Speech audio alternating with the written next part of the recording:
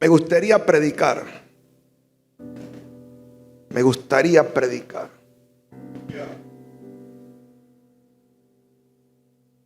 Pero hoy vamos a tener una cosa que se llama masterclass. Usted va a ver a dónde nos vamos a meter. Una masterclass significa tomar un tópico y cubrirlo de extremo a extremo. Y no voy a terminar en esta conferencia, sino que la voy a terminar en la noche.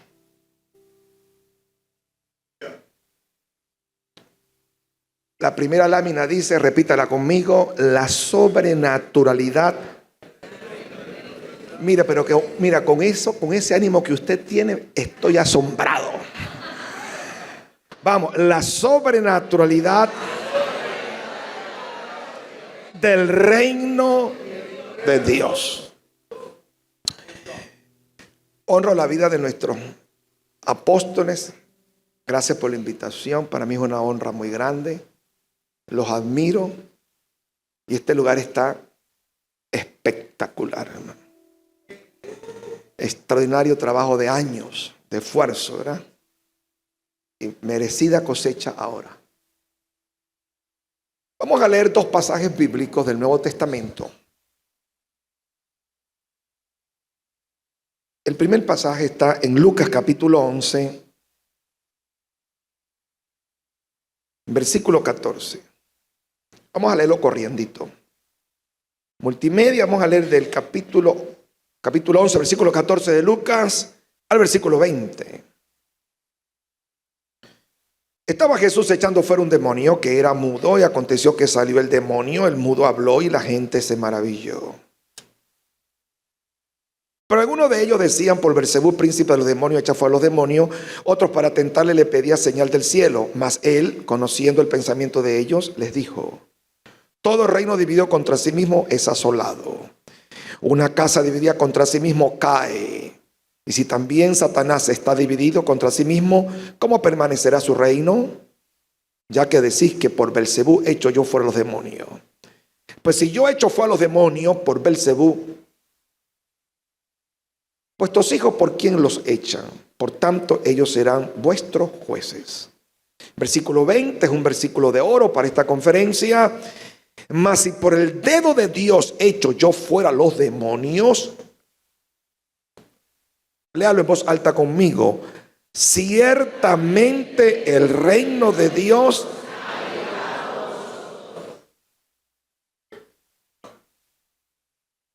Jesús para su audiencia es: no lo sigan esperando, está aquí y ahora. Pero eso lo conecta ¿con qué? Con la expulsión de un demonio. Toma el dato: mudo,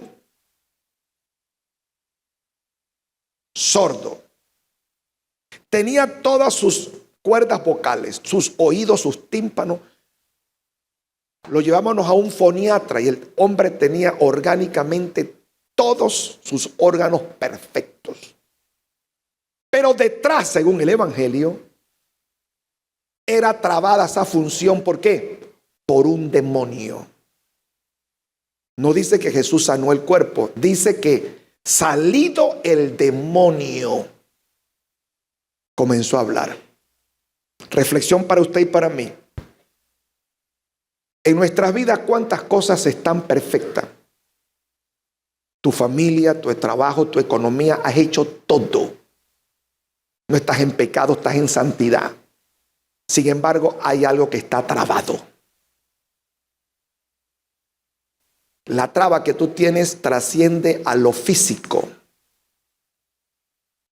¿Y qué ocurre con el reino? El reino llega para remover en la política, en la economía, en la familia, en tu salud, toda perturbación. Y lo que estaban diseñadas las cuerdas vocales, ¿para qué? Para hablar. No hablaba. El reino vino, quitó la traba y comenzó a funcionar. Nada más es una nota. capítulo 17, versículo 20. Preguntando por los fariseos cuándo había de venir, preguntado por los fariseos cuándo había de venir el reino de Dios, él respondió: el reino de Dios no vendrá con advertencia, ni dirán helo aquí, helo allí, punto y coma. Porque he aquí, el reino de Dios está entre vosotros. En estos dos pasajes, Cristo habla de un reino presente, no pasado ni futuro, sino está aquí y ahora. Diga conmigo, el reino está aquí y ahora. Cuando abordamos el tema, el reino de Dios, vamos a considerar algunos conceptos preliminares para no caer en desvíos doctrinarios. El término reino es la gobernabilidad que ejerce un gobernante en una territorialidad. Del griego la palabra basilea, reino, y el término rey es basilio. Basilio rey gobierna en Basilea, un reino. Desde Génesis a Apocalipsis, obviamente, por el momento histórico en que se escribe, se desarrolla la literatura bíblica y la historia sagrada dentro de un marco de gobernabilidad de reyes y reinos. Usted y yo tenemos un grave problema, pero gravísimo, porque desde que hubo la Revolución Francesa, dirigida por Napoleón Bonaparte, la ruptura con la monarquía francesa a través del pensamiento filosófico de un señor llamado Montesquieu, que en su tesis establece la separación de poderes, el diseño de una nueva república, poder ejecutivo ejecuta las leyes, poder legislativo las elabora, el poder judicial las juzga. La Revolución Francesa produjo un desprendimiento y un final de la monarquía. Acción que produjo una revolución mundial. Ahí se inspiró la desvinculación de las nuevas colonias francesas, inglesas y españolas que ya estaban en el Nuevo Mundo. Hubo una revolución antiimperio.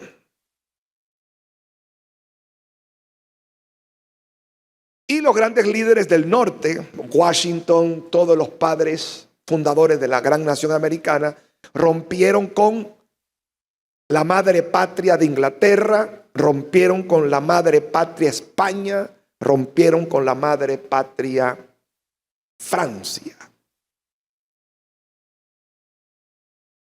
Y a partir de ese minuto comienza un nuevo diseño de gobierno. Hasta ese minuto todos los sistemas de gobernabilidad eran reyes. Incluso hasta hoy tenemos todavía el rey de Inglaterra, los reyes de España. Todavía Holanda tiene sus reyes, aunque han tratado de mezclar un sistema de representatividad con primer ministro, etcétera. Pero en el fondo todavía los reyes son dueños de las tierras. Y esos países tienen que pagar altos impuestos a la corona. ¿En qué me refiero yo en que usted y yo tenemos un problema? Es que usted nació y yo nací en democracia.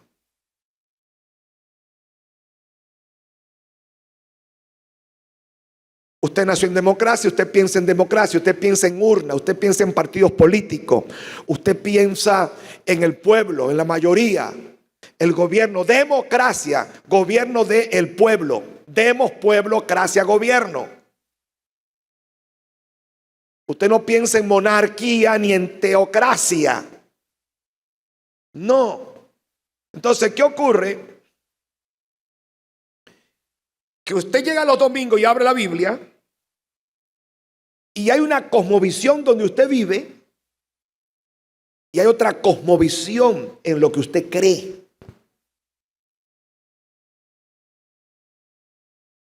Por eso que el liderazgo dentro de la iglesia evangélica protestante se divide mucho. Porque dentro de la iglesia evangélica protestante su estructura de gobierno es democracia. Estudiando la historia de la iglesia protestante tiene un gobierno presbiteriano. Un equipo de ancianos gobiernan a la iglesia. Otra iglesia tiene un gobierno congregacional, donde es la congregación la que dice de qué color se va a pintar las cosas. Y no se puede hacer nada si no se reúne todo el buró de la iglesia. Y hay otras iglesias que tienen gobierno episcopal y dentro de ellos hay sus mezclas. Presbiteriano, congregacional, episcopal, presbiteriano, etcétera, etcétera, etcétera. Pero todos esos gobiernos simplemente son una reminiscencia o influencia de el gobierno local, civil de la iglesia. Incluso hasta los registros de la iglesia son asociaciones civiles, fundaciones, organizaciones, pero todo eso está divorciado al diseño bíblico. Y por eso los bueyes tropiezan.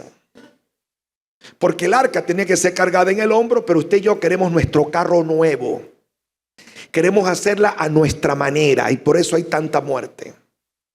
Me estoy refiriendo, copiando y pegando y aplicando lo que pasó con USA. Entonces a veces los bueyes tropiezan y la iglesia se hace paquidérmica, disfuncional, inoperante en la sociedad, porque la iglesia tiene más pensamiento democracia, más pensamiento eclesiástico que pensamiento de reino. ¿Están copiando? Cuando en la Biblia usted habla, primera de Crónicas, segunda de Crónicas, primer libro de Samuel, segundo libro de Samuel, primer libro de Reyes, segundo de Reyes, ¿cuál es el mensaje de esos 6 libros? Que cuando los reyes están bajo el gobierno de Dios, los pueblos prosperan.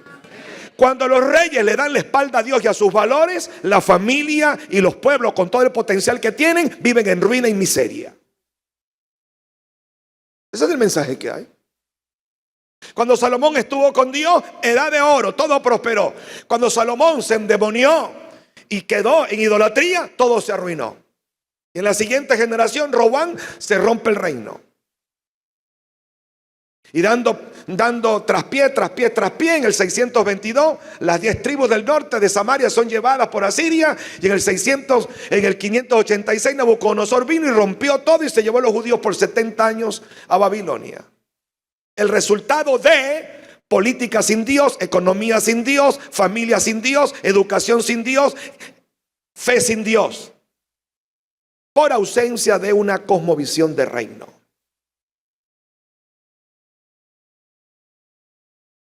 ¿Cuál es la síntesis del mensaje de la Biblia? Así como cuando usted ve una película con su esposa y dice, mi amor, ¿qué tú piensas de esa película? ¿Cuál es el mensaje? Usted no va a contar toda la película, usted simplemente dice, bueno, yo creo que el mensaje es este. Si yo te pregunto a ti, ¿cuál es el mensaje de la Biblia? En síntesis, para Tobar es simplemente a quién hay que adorar y a quién se le debe rendir la sujeción y la gobernabilidad. Este libro es una historia de quién debe gobernar el universo. En el encuentro de Jesús y Satanás fue obvio. Satanás le muestra a Jesús, oye, los reinos de este mundo. Satanás le hace una oferta bien apetecible. A mí me han sido entregados y a quien yo quiero los doy. Yo te los entrego. Imagínense la moneda que Satanás tiene. te entrego lo que Adán me entregó. Pero quiero algo con lo cual yo voy a tener control del universo. Adórame. Satanás estaba dispuesto a tirar todos los mundos, visibles e invisibles, solamente con tener el elemento principal del cosmos: adoración. Satanás aprendió en el cielo que el que adora gobierna lo visible y lo invisible. Y Cristo le da su tesis. Le dice: gracias por la oferta, no la acepto. Yo me sujeto al diseño original, al Señor tu Dios.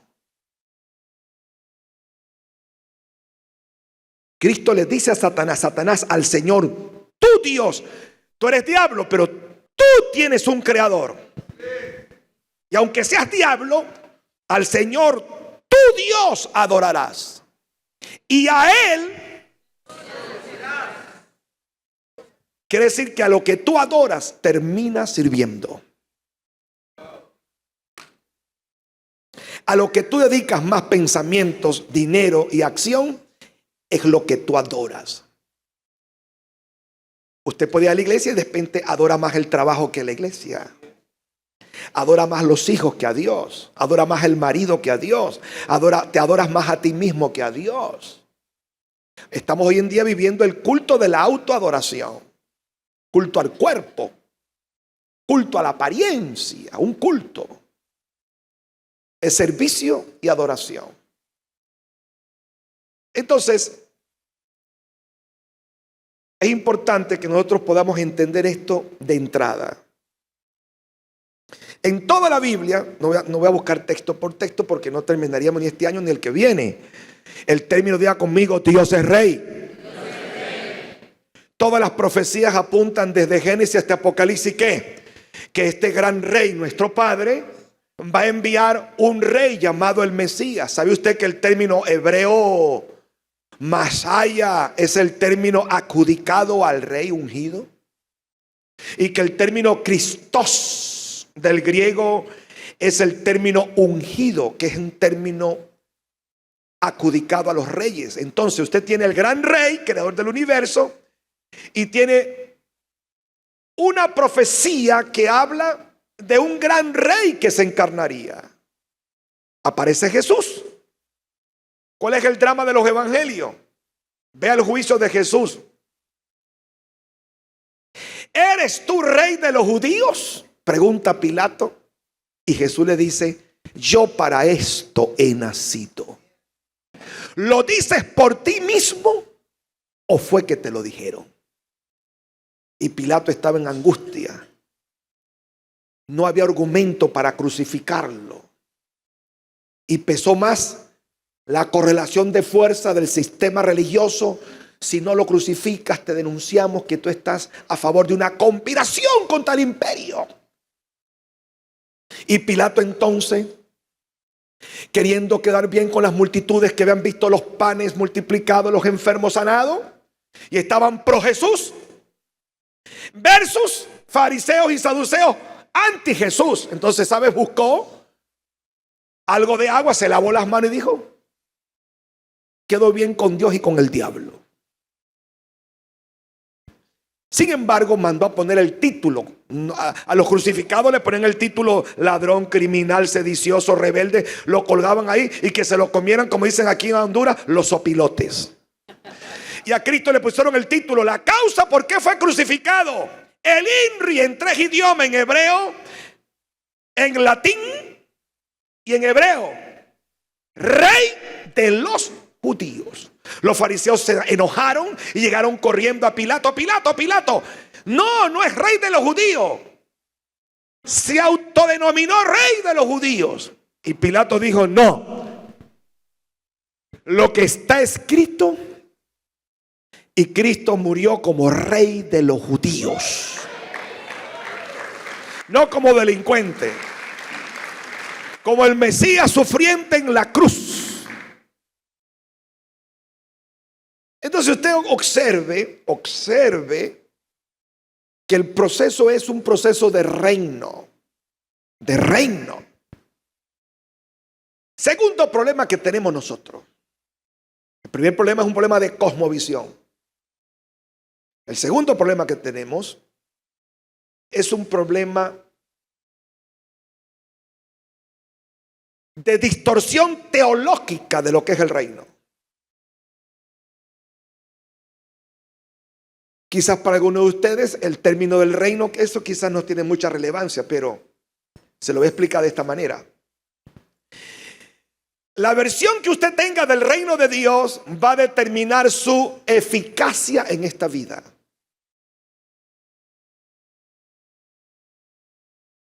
Les voy a poner un ejemplo. A Juan el Bautista le dijeron: te vamos a enviar a ti adelante, y sobre quien veas descender el Espíritu Santo, ese es el rey. Dicho por él en el Evangelio de Juan. Una vez que Juan el Bautista ve la paloma, ve el cielo abierto, bautiza a Cristo, oye, lo identifica el Cordero de Dios. Él dice: mire, uno más poderoso que yo, el cual puede, no le puedo soltar la correa de su calzado. Él los bautizará a usted en Espíritu Santo y fuego. Aún más, Juan el Bautista dice: es menester que él crezca y que yo. Y Juan el Bautista le dice a los discípulos: yo no soy el Mesías, síganlo a él. Si hay uno que debió haber sido apóstol de Jesucristo, sería Juan el Bautista. Juan el Bautista tenía más gente, más ética, más valores, más formación. Se había educado para ser sacerdote. Nada más y nada menos, venía de la estirpe de Elizabeth y Zacarías, que eran de la alta alcurnia, eran de la línea de los sumos sacerdotes judíos. En otras palabras, Juan el Bautista, si usted no lo sabía, ya averígüelo, ¿por qué Jesús no buscó a Poncio Pilato para ser bautizado? Perdón, a Poncio Pilato no, a Caifás, corrijo. Porque el que debió haber sido el sumo pontífice según el orden sucesorial era Juan el Bautista. Averígüelo y verá. Por eso Cristo buscó a Juan. Porque los profetas y los reyes y los sacerdotes no podían ejercer su oficio ministerial si no eran autorizados por el autorizado por Dios. Por eso que los sacerdotes posteriormente le piden credenciales a Jesús. Recuerden, ¿quién te autorizó? Y recuerden que Cristo le dijo: yo también les voy a preguntar, Juan el Bautista, ¿proviene de Dios o proviene de los hombres? Y ellos hicieron una junta. Si decimos que es de Dios, va a decir por qué no lo creyeron. Y si decimos que es de los hombres, el pueblo lo tiene como un gran santo. Vamos a decir entonces: no lo sabemos. Y entonces vienen con la respuesta: no lo sabemos. Entonces Cristo le dice: yo tampoco les voy a decir el origen de mis credenciales. Pero el origen de las credenciales de Jesús, ¿dónde está el origen de las credenciales de Jesús? En el bautismo. ¿Quién lo autorizó? Juan el Bautista. Cristo no entró por la puerta de atrás. Aquí yo soy un rebelde que vea tú. No. Cristo entró por la puerta. Lo bautizó nada más y nada menos el sumo pontífice ante Dios, del cual estaba profetizado en Isaías. El precursor del Mesías, Juan el Bautista. Ahora te cuento todo esto. Y propio Cristo describe a Juan diciendo: de los nacidos de mujer, no hay uno más grande nacido que Juan el Bautista. ¡Wow! Una maravilla. No te pierdas de lo que te quiero decir. Estoy en mi segundo problema. La concepción que usted tenga del reino determina tu eficacia o tu destrucción. ¿Qué pasa con Juan? Lo estoy tomando como laboratorio y ejemplo. En los estudios que había hecho Juan el Bautista en las escuelas rabínicas de su época, le habían hablado del doble Mesías. Del Mesías sufriente era uno, y el Mesías triunfante era otro. Entonces, cuando a Juan el Bautista lo ponen en la cárcel, ¿recuerdan? Pasados los días, la cosmovisión que él tiene del reino es: si este es el Mesías, ¿qué dice el Mesías? Isaías 61, que la unción del Mesías era para apertura. Y si no me ha abierto la puerta de la cárcel, entonces, ¿será que me equivoqué? Que el Mesías liberaría a los presos, que el Mesías traería óleo de alegría. ¿Cuál alegría? El tipo ahora estaba preso. Y basado en la concepción de él, decía entonces: no me equivoqué que era un santo, pero me equivoqué que era el Mesías triunfante. Y manda una comitiva a preguntarle. ¿Qué es lo que le manda a preguntar? ¿Qué es lo que le manda a preguntar? Mira. ¿Eres tú o esperamos al otro? ¿Cuál otro? La teología rabínica de una de las escuelas decía que vendría el segundo Mesías. Y Cristo le corrige y le dice: ven acá, te voy a demostrar que yo soy uno, no son dos, es uno solo. Dice que en ese minuto le abre los ojos a un ciego, echa fuera demonio, levanta paralítico y le dicen: lo que ven, vayan y testifíquenle a Juan. Los ciegos ven, los sordos oyen, los paralíticos son levantados, los muertos son resucitados. Porque esa es una cita de Isaías 34, donde el cojo saltará, la lengua del mudo hablará. La unción del Mesías era sobrenaturalidad. Y Juan el Bautista tiene una segunda fase de error. Te envío para que presentes el Mesías. Una vez que presentó el Mesías, Israel, aquí está el Mesías, él tenía que haberse unido como Nicodemo y Arimatea a Jesús. Pero él pretendió, siguió con su kiosco de ministerio.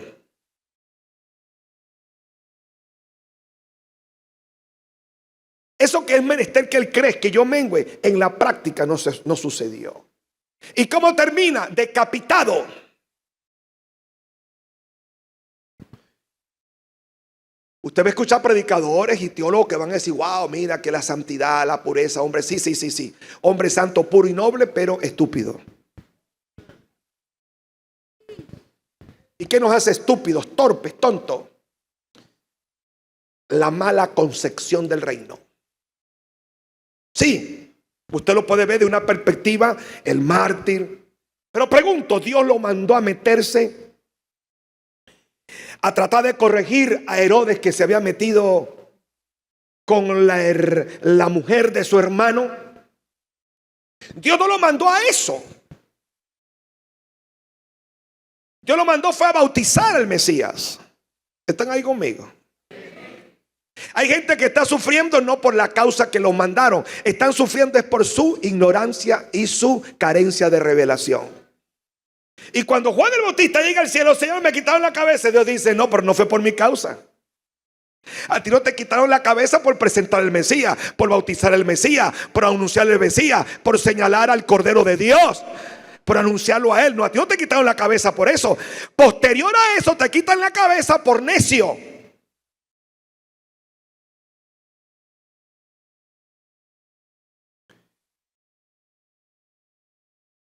Entonces tenemos un problema. Tercer problema.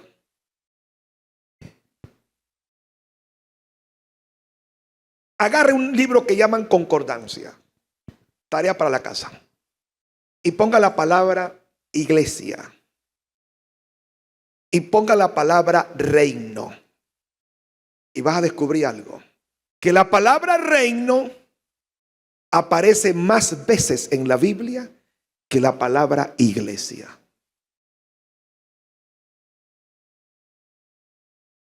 La iglesia cristiana tiene más mentalidad eclesiástica que de reino.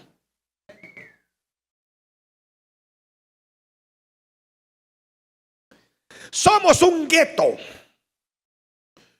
una burbuja social dentro de la sociedad. Una comunidad que huye del mundo.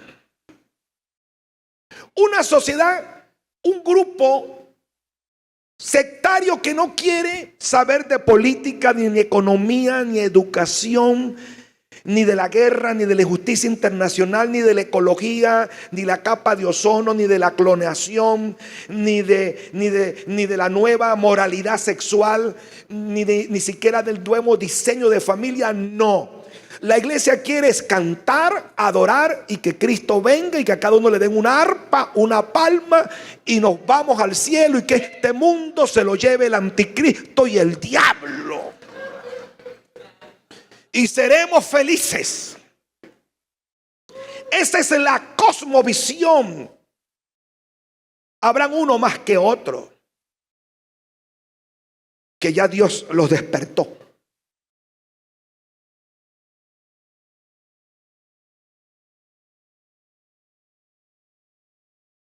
Le voy a poner una antítesis. Esto se llama un principio pedagógico de antítesis para que usted comprenda la tesis que le estoy planteando. El mundo musulmán, desde que murió Gaddafi, dijo que a partir de ahora no vamos a usar el alfangel, la espada musulmán. La palabra musulmán es sujetado, Alá. Islam es la religión, pero el término musulmán es ¿te sujetas o te quito la cabeza? ¿Ah? Salam aleikum, aleikum salam.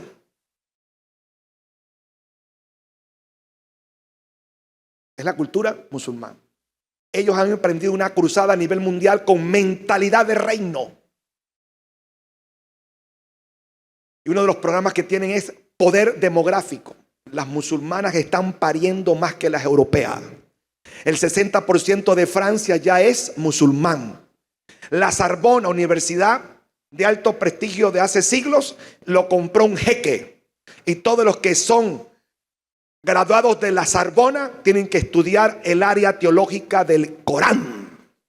Y aunque no se convierten, salen amigos del mundo musulmán. Estuve en Ginebra con unos amigos celebrando los 500, y ahí en la Universidad de Ginebra de Lutero, de Calvino, celebrando los 500 años de la Reforma Protestante. Fui con mi esposa y me fueron comentando que los musulmanes de Francia se están penetrando a Suiza y a toda Ginebra. El alcalde de Inglaterra, de Londres, es musulmán. Curiosamente, el alcalde que va a quedar en Nueva York en estos próximos días, lo más seguro, es musulmán. No sé si tú lo has visto en las noticias, que el presidente Trump parece que le juró deportarlo. Pero la ciudad de Nueva York lo está apoyando y las universidades lo están apuntalando, un musulmán. Los musulmanes dijeron: no solamente queremos estar en las mezquitas, queremos estar en el gobierno, queremos estar en la bolsa, queremos estar en su arte, queremos estar en su literatura, queremos estar en su economía, queremos estar en las aulas de clase, queremos gobernabilidad aquí en esta tierra.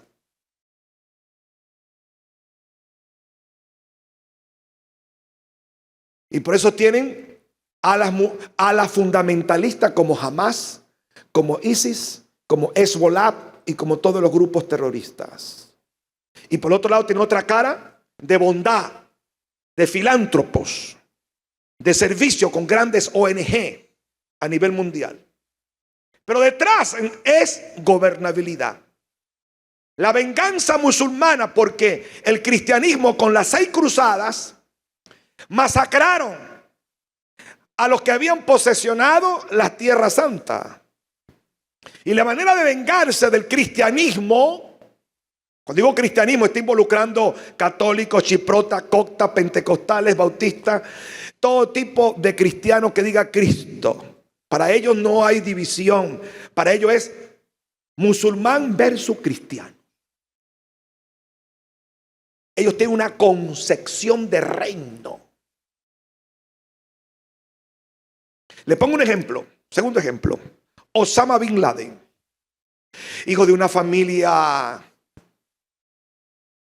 saudí, lo mandan a Afganistán, se rompe el hocico allá por 12 años, le dan la nacionalidad afgana, regresa y cuando Estados Unidos invade a Kuwait, se enoja, protesta, le quitan la nacionalidad saudí y se va y se refugia allá en Afganistán, en las montañas. Le pide la herencia al papá y el papá le da 300 millones de su herencia. Los Bin Laden son una familia poderosa de constructores de búnkers de consulados de Estados Unidos en el mundo. Famosos en construcción, incluso Osama Bin Laden era experto en demolición. Por eso que fue tan eficiente en el derribo de las Torres Gemelas. Escúchenme, este hombre agarró 300 millones y creó un sistema llamado Al Qaeda. Y comenzó a comer semillas en una cueva, usted lo vio en fotos, y agarró los 300 millones y lo transformó en 10.000 millones de dólares. En bolsas, en criptomonedas, y creó más de 3.000 células terroristas en el mundo para establecer el pensamiento religioso que él maneja. ¿Me están oyendo? Usted le pide $20 a un cristiano y comienza a hablar, no, es que la prosperidad, los pastores son vividores, no sé qué. La gente en el musulmán no están en eso. Ellos están con una visión política, social y económica de reino. Y nosotros luchando todavía si hay apóstoles, si hay profetas, si hay que diezmar, si hay que plantar colegios, si hay que tener un presidente cristiano en Honduras. No, que eso es del diablo, no, que el diablo. Y nosotros enredados en estupideces y el diablo gobernándonos como les da la gana. Quiero que te ofendas. Quiero que te enojes conmigo. Y cuando llegues al hotel allí, te mires en el espejo y le des 3 gritos al que está allí en el espejo diciendo, estúpido, despiértate.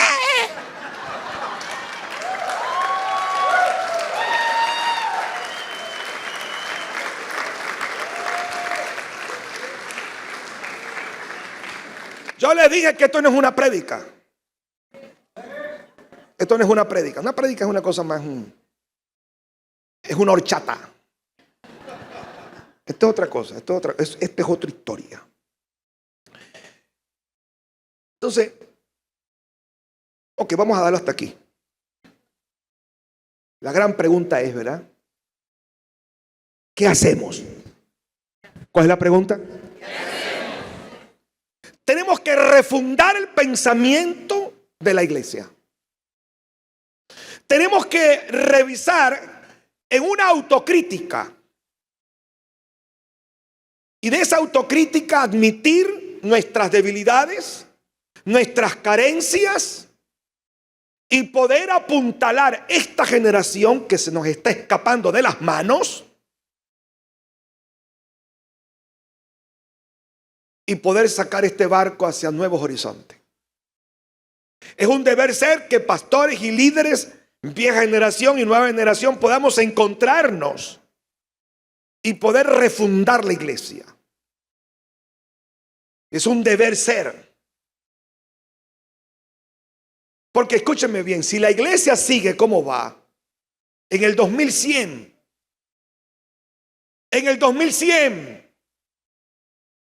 seremos una caricatura de la historia.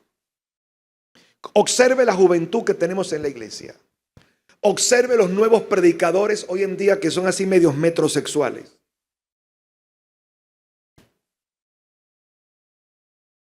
Hermano, yo no tengo nada que perder, yo lo digo. Predicadores que te leen a cruz, la vaca. ¿Quién se robó mi queso? Los 7 principios de las personas más activas, Covey. Leen la enciclopedia de Miguel Ángel Cornejo, Pablo Coelho, Yo los he leído a todos, hermano. Y lo que tenemos hoy en día no son predicadores ni pastores, sino motivadores de púlpito,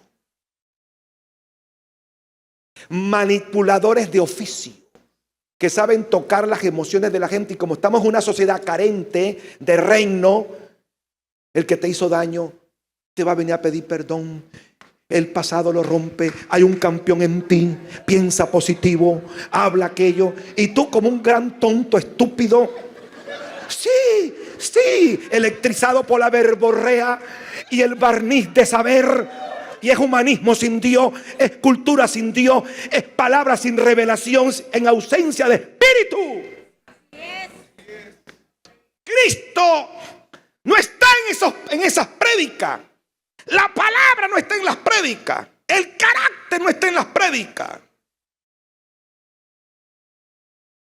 Es un humanismo sin Dios. Lo que le están dando a la iglesia es puro fruto del árbol prohibido. Ciencia del bien y el mal. Come ciencia del bien y el mal. Come ciencia del bien y el mal. Conocimiento, el árbol de la ciencia del bien y el mal tiene una cara buena. Ciencia de bien y mal. Es una mezcla venenosa. Es como la manzana que le dio la bruja a la bella durmiente. Por eso que la iglesia está durmiendo. Porque la iglesia está viendo la manzana roja, pero no ve el veneno que hay dentro. Y hoy en día no estamos trayendo predicadores a los púlpitos que tengan ungido, que tengan palabras, sino el que tenga más views en las redes, el que llene más los estadios. Y mire los adoradores. Mire el modelo de adoración que estamos. Hermano, su imagen corporativa es tan igual que la discoteca de la esquina. Porque como no podemos transformar el mundo, entonces vamos a traer el mundo hasta aquí. Para que nuestros jóvenes no se vayan al mundo, sino que ya tengan el mundo aquí.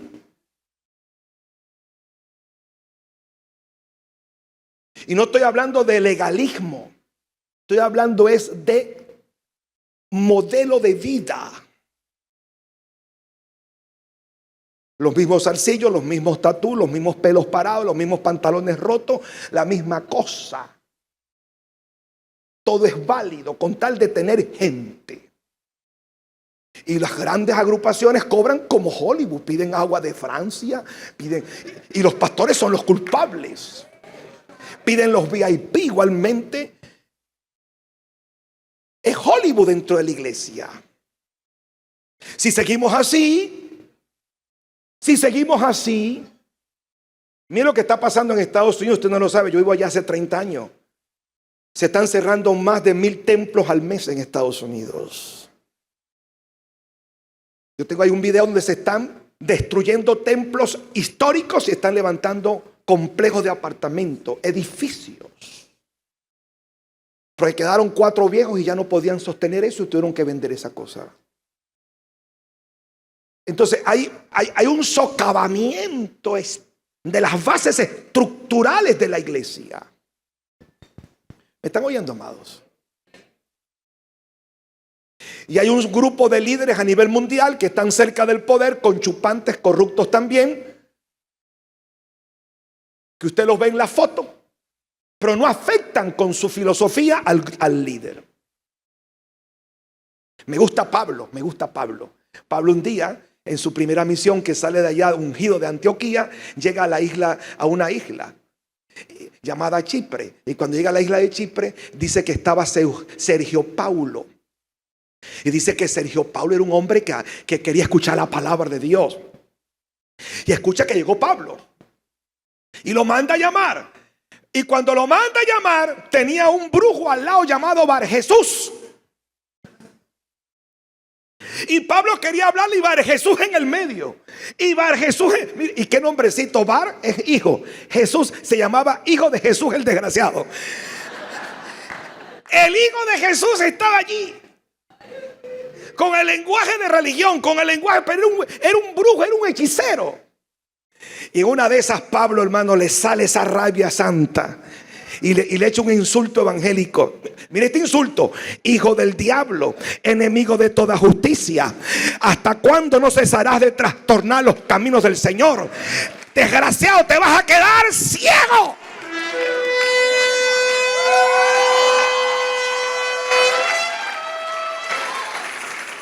Y quedó ciego. Ahí hay dos tipos de líderes: religioso con chupante con el poder para beneficiarse egoístamente él y no transformar la sociedad. Y hay un apóstol genuino llamado Pablo que lo echa fuera y alcanza el corazón del político para que transforme a Chipre con los valores del reino de Dios.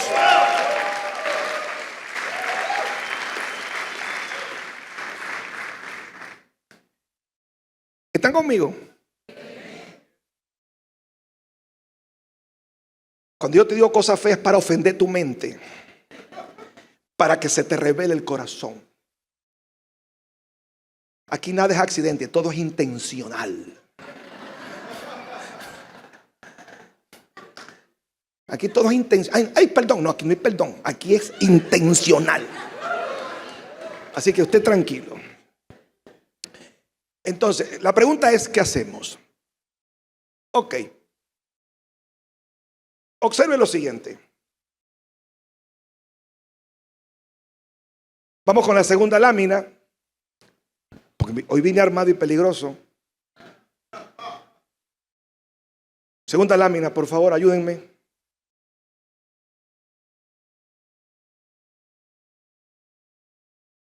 Primero vamos a revisar nuestra cosmovisión. Vamos a trabajar con ella. Repítalo conmigo: fundamentos del reino. ¿Dónde encontramos los fundamentos del reino? Antes de la caída. Caída le llamamos cuando el hombre se apartó de Dios. Es decir, antes que Adán y Eva comiencen el fruto prohibido, allí el reino de Dios estaba en el huerto. Permíteme dar un atisbo histórico de esto, porque es importante esto. Repita conmigo: hay una gran diferencia entre el reino de Dios y el reino de los cielos. Algunos predicadores confunden esto, y incluso teólogos se atreven a decir que es lo mismo. No, yo estudié la frase, la investigué desde sus orígenes etimológicos, históricos y teológicos, y descubrí que el reino de los cielos es el lugar donde Dios vive, donde está el trono, donde se emanan los decretos. Porque la Biblia habla de un trono. ¿Sí o sí? Habla de un trono. No simbólico, un trono. Y allí Dios, rodeado de querubines y serafines, emana sus órdenes como un gran rey. Pero el reino de Dios no es un lugar. Cristo le dice a Nicodemo: si no naces de nuevo, no puedes ver, no puedes entrar al reino de Dios.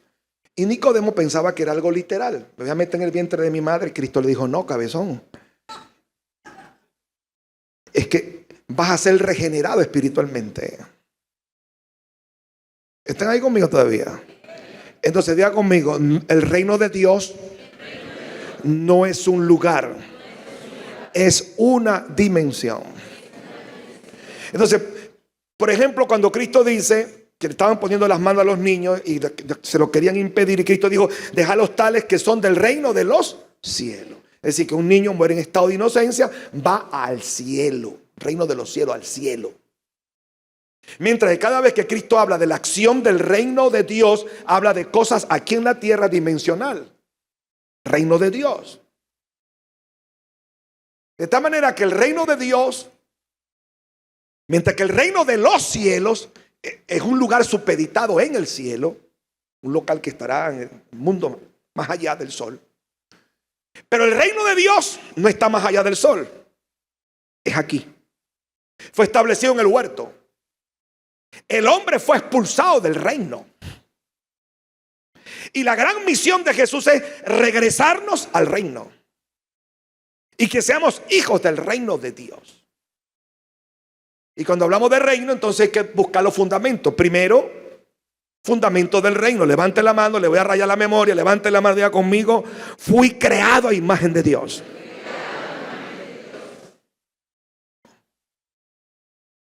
En el siglo XIX, los grandes pensadores filosóficos permearon las grandes instituciones cristianas como Yale, Cambridge, Princeton y Harvard University. Yo estaba allí en Harvard University. Esos eran institutos bíblicos donde se formaban los ministros. Emmanuel Kant, con el kantismo, trastocó la filosofía.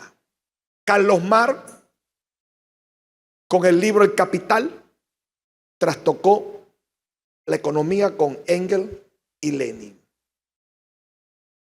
Freud cambió el perfil de la concepción de la psicología del comportamiento humano.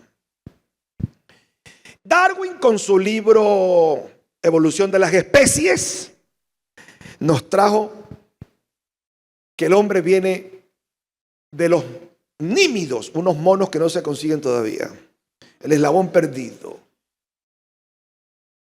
Todo este mundo de intelecto sin Dios vino contra de la iglesia y penetró los institutos y los seminarios de la época. ¿Me están oyendo, amados? Creando entonces un antivalor, que el hombre moderno no entienda que su origen. Por ejemplo, usted estudia la Organización Mundial LGBT. Bueno, LGBTQ más.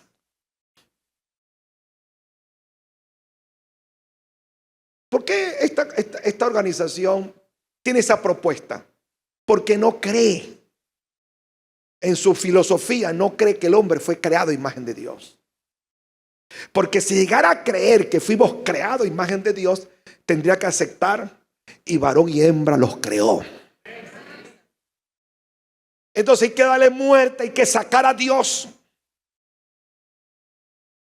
porque estorba a mi filosofía. ¿Me está entendiendo? Entonces, uno de los grandes fundamentos que conseguimos en este libro llamado la Biblia es que fuimos creados. Y cuando dice la Biblia que fuimos creados, multimedia, ayúdame. Génesis 1:26, voy corriendo porque tengo mucho material. Génesis 1:26, te ayudo. Y dijo Dios: hagamos al hombre a nuestra imagen, que sea conforme a nuestra semejanza, y señoree los cielos, la tierra, Versículo 27, el 27 es elocuente. Dice: creó Dios, creación, al hombre, a la humanidad, a su imagen los creó Dios, punto y coma. ¿Cómo los creó? Ahí no hay un tercero, ahí es varón y hembra.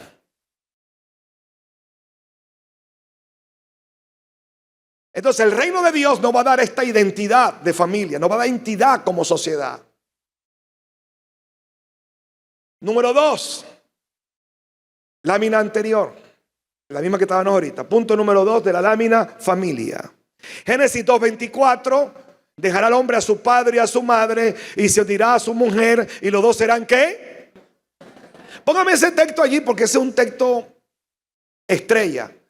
Dejará al hombre a su padre y a su madre, quiere decir que todo ser humano proviene de un matrimonio heterosexual. Usted no proviene de un papá y papá, de una mamá y mamá. Usted viene de un padre y una madre. Incluso el que es la que es lesbiana, el que es gay, el que es transexual, intersexual, toda esta historia, ellos provienen de un hombre y una mujer, de un óvulo, un espermatozoide.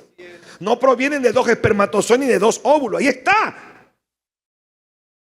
Proviene de un padre y de una madre. Se unirá a su mujer. Hablan de dos seres compatibles sexualmente: vagina, pene, hormona, testosterona, ovarios, testículos, matriz. Dos aparatos reproductores maravillosos, creados compatibles y complementativos para que generen la vida. Eso lo creó Dios.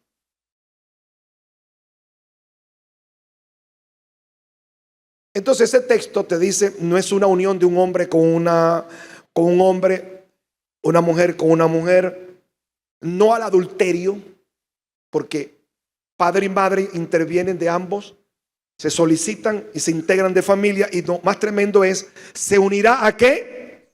A su mujer. En el principio era monogamia, que Cristo lo dice cuando dicen ¿por qué Moisés permitió el divorcio?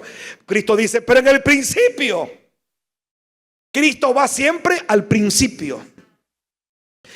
Cristo como rabino y teólogo, vamos a ponerlo desde ese punto de vista, siempre nos lleva a la maqueta del Génesis. Diga conmigo, pero en el principio no era así. Quiere decir que la ley vino a legitimar algunas conductas extraviadas de la sociedad. Hay cosas que pueden ser legales, pero no legítimas. Pueden ser legales, pero no morales. Pueden ser legales, pero ser anti Dios. Porque el populacho lo quiso. Y votaron. Y lo aprobaron y es ley. Por tanto, dejará al hombre a su padre y a su madre, se unirá a su, no a sus. Con uno es un lío, ¿cómo será con 20?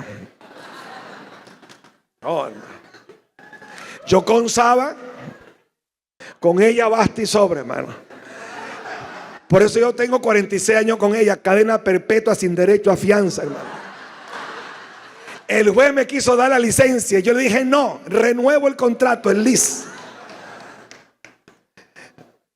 ¿Serán una sola? Entonces es importante ver esto, que esto es antes de la caída. Y esto es un fundamento del reino. Cuando yo hablo de fundamento del reino, usted que tiene una mentalidad dispensacional bautista, periodo adámico, periodo posadámico, la ley, palestino, el pacto, los 7 pactos, eso es teología bautista. Permíteme ayudarle. Cuando yo hablo de los fundamentos del reino, eso trasciende a todas las edades. No está atrapado esos conceptos en un periodo tal, no, en la ley, en la gracia. Y en cualquier periodo de gobierno, siempre los fundamentos, diga conmigo, los fundamentos del reino permanecen. Son como unos artículos petros. Ustedes tienen artículos petros aquí en Costa Rica, aquí en Honduras. Número 3. Entonces tenemos un fundamento sociológico, un fundamento. Póngame la lámina, ayúdeme con la lámina. Cuando digo 3 es la lámina. Vamos a la lámina y vamos en eso. 3, productividad. Cuando el hombre es creado a imagen de Dios, ¿qué Dios le dice? Ponga la mano al vecino y dígale, te lo voy a recordar. Crece, multiplícate y señorea. Eso usted lo va a encontrar en el Antiguo Testamento, lo va a contar en el Nuevo Testamento, en la parábola de los talentos, en la parábola de las minas. Va a encontrar que Dios va a demandar de nosotros fruto, productividad. 4, próxima lámina. 4, trabajo. El trabajo no es una consecuencia del pecado, no. El trabajo estaba antes de la caída. Y Génesis 2:15, y tomó pues Dios al hombre y lo puso en el huerto para que lo labrara y lo guardara. Dios te provee.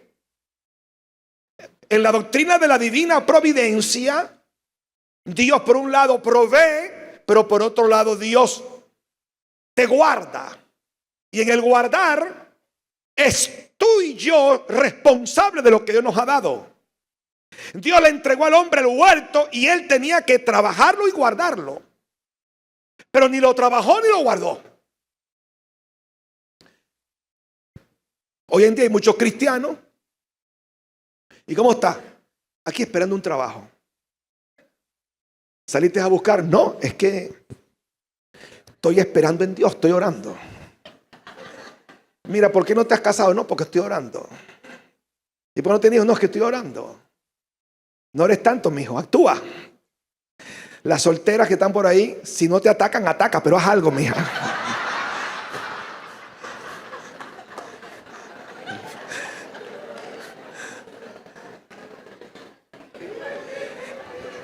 Usted se ríe, pero ¿cuál es el concepto? No podemos dejarle a Dios nuestras responsabilidades. Usted y yo deberíamos tener más dinero, más comodidad si hubiésemos trabajado y menos flojos. Hubiésemos usado más nuestra neurona y nuestro carácter. Entonces aquí está. Tomó pues Jehová Dios al hombre antes de la caída y lo puso en el huerto del Edén. ¿Para qué? Esa palabra labrar es trabajo. El hecho de que estaban en perfección no significa que estaban de eternas vacaciones. Y demás, tenía que ser vigilante de lo que Dios le había dado.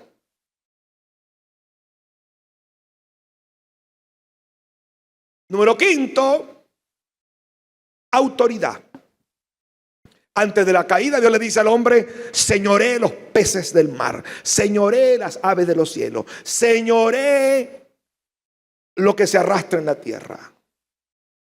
Dígalo conmigo: fuimos creados para gobernar por medio de la palabra hablada. Usted y yo somos creados a imagen de Dios. Dios creó el universo por la palabra y Dios, dale su facultad a través de la imagen. Usted tiene poder para gobernar a través de la palabra hablada. ¿Cómo gobierna un político? A través del discurso, de la oratoria. ¿Cómo Jesús gobernaba el mar, los peces? Le decía a un pez: ven para acá con plata en la boca. Le decía a los peces: vengan y enrédense en la red de Pedro. Cristo gobernaba por la palabra. Aló, ¿me están oyendo? Cambiaba el agua en vino, sujetaba viento escrito por la palabra. Esa gobernabilidad es el reino. Tú tienes un sistema operativo sobrenatural dentro de ti. Obediencia es la manera, esa es una palabra que va a estar en toda la Biblia. En el huerto, fuera del huerto, en la ley y en la gracia, la palabra obediencia. Sujeción y obediencia a la autoridad. La gran tontera de Adán y Eva fue pretender de ser desobediente y retener el huerto. No lo vas a poder tener todo. Si quieres el pecado, no hay problema, pero no puedes quedarte aquí. ¿Quieres acostarte con la serpiente? No hay problema, pero no te puedes quedar aquí. Pero Adán y Eva querían quedarse allí. Hay gente que quiere disfrutar las mieles del pecado, pero también los beneficios del reino de Dios. No. La moral tiene un precio. El que no dejare padre, madre, hijo, heredad por causa de mí, no es digno de ser mi discípulo. El que pone la mano en el arado y mira hacia atrás no es apto para el reino. Si tu pie te es ocasión de caer, si tu mano te es ocasión de caer, si tu ojo te es ocasión de caer, no dice que Dios te lo va a sacar, sácatelo tú mismo. Hay muchos de ustedes que van a tener que tener un alto precio por mantener la mujer que tienen, el marido que tienen. Ustedes que están casadas, le tiran los perros en los trabajos. Ay, mamacita, ¿cómo estás linda? Uy, como tú. Y al hombre también, aunque sea barrigón y panzón y sin pelo, las viejas también le tiran los perros a esos hombres.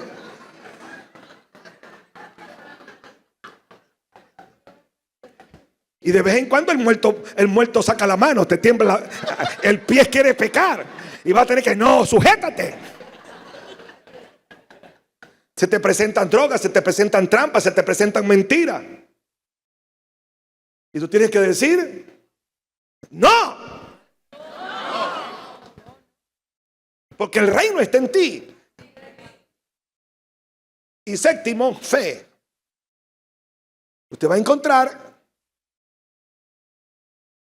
que lo que va a sustentar tu fe es la palabra.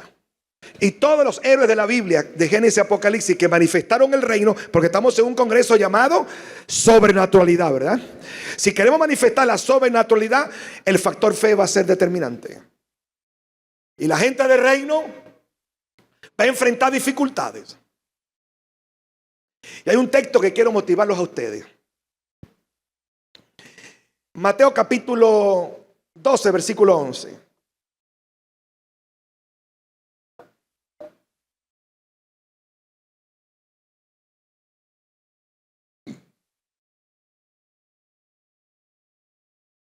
Al revés, 11, 12.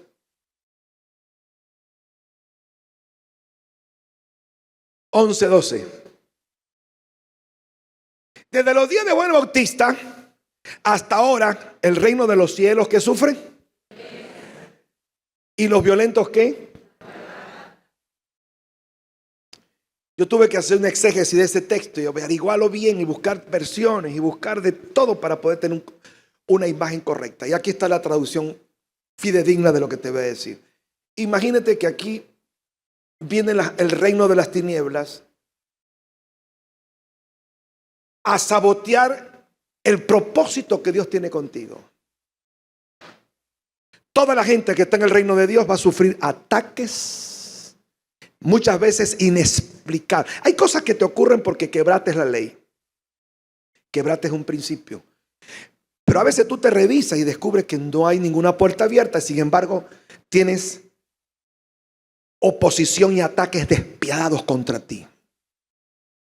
Entonces, ahí es donde los ciudadanos del reino vamos a tener que manifestar el carácter del reino. Entonces, la figura es esta.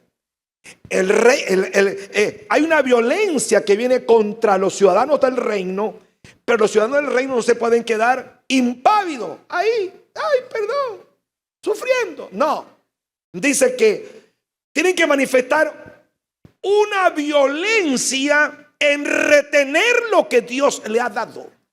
La palabra arrebatar es arpazo, es agarrar y retener lo que Dios te ha dado. Retén tu familia, retén tu empresa, retén tu ministerio, retén lo que tú tengas. Y esa acción es una fe agresiva.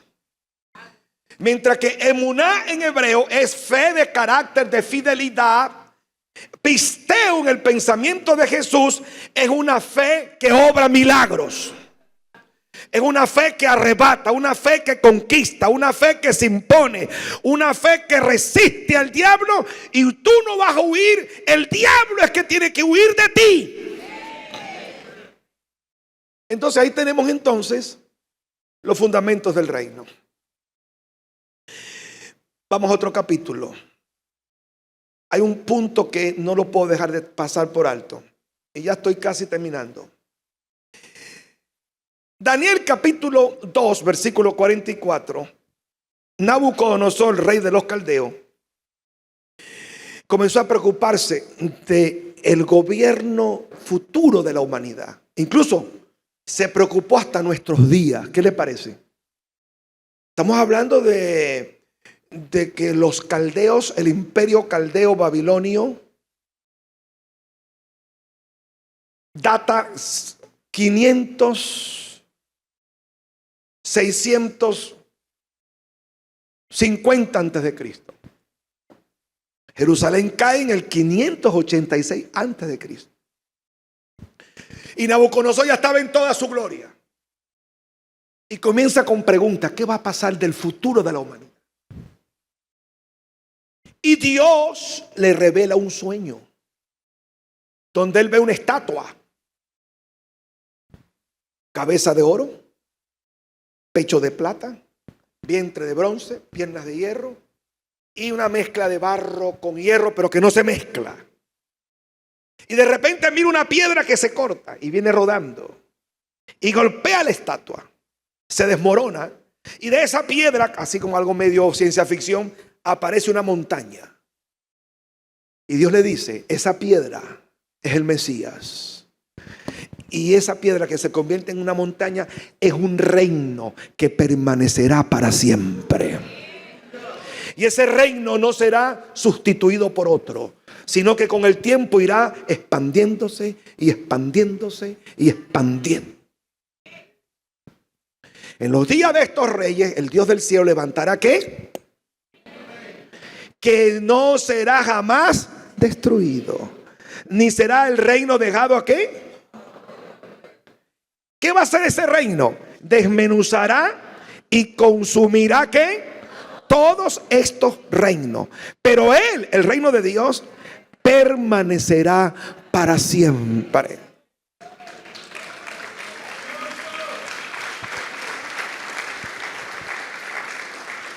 Versículo siguiente dice: de manera que vistes que del monte fue cortada una piedra, no con mano, la cual desmenuzó el hierro, que es Babilonia. Más adelante Daniel lo interpreta. bronce, que es los persas, medopérsicos. No, la cabeza de oro, está al revés la cosa. El oro, comienza de abajo hacia arriba. El oro es Babilonia, la plata son los persas, el bronce es Grecia, y hierro es el imperio romano, y más abajo, barro. Y dice, el gran Dios ha mostrado al rey lo que acontecerá en lo porvenir, y el sueño es verdadero y fiel su interpretación. Permítame tomar con una pinza, ya conmigo, una piedra. No le oigo. Esta piedra habla los salmos, que la piedra angular que desecharon los edificadores vino a ser cabeza del ángulo. Cristo habla de esa piedra. Y Pablo habla de esa piedra. 1 Corintios 3:10. Pablo habla de esa piedra y le habla como fundamento del reino.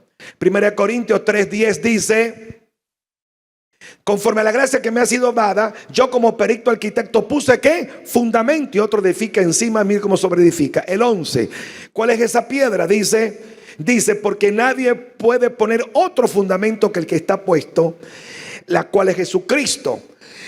Efesios 2:20 habla de esa piedra. Téngame paciencia.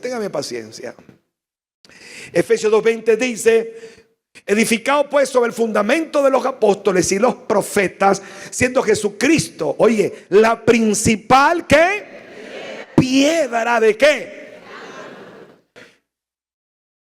Esa piedra profetizada en Daniel, esa piedra hablada por Jesús, es la misma piedra que Cristo habla en aquella cumbre que se hizo en Cesarea de Filipo.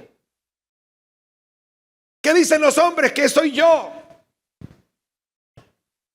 Porque el concepto que usted tenga de Jesús determinará su fe, su mensaje, su conducta y su ministerio. No es que dicen que tú eres un profeta, es que dicen que eres Juan el Bautista. No. Ahora, ¿qué dicen ustedes? ¿Quién soy yo? Y Pedro salta y dice: tú eres el Cristo, el Hijo del Dios viviente. Y Cristo dice: sobre esa declaración edificaré mi iglesia. Y Cristo se presenta como la Petra: yo soy la roca. Y tú, Pedro, eres un pedazo de piedra que se desprende de la roca, de la cantera. Eres Petros. Y entonces Cristo decide entregar las llaves, diga conmigo, las llaves del reino. Entonces se lo entrega a la iglesia. Oiga eso. No se lo entregó a los reyes de Israel. No. Al rey que le entregó la llave de David, la llave del reino, Isaías 22:22, búsquelo por favor. Isaías 22:22, ¿cómo dice? De King David. Allí por favor. Isaías 22:22 dice, en multimedia ayúdame que tengo hambre. Y pondré ¿qué? La llave de la casa de ¿qué? Es una profecía. ¿El hombro de quién? El hombro del Mesías. Uno de los hijos de Jesús, que era Jesús.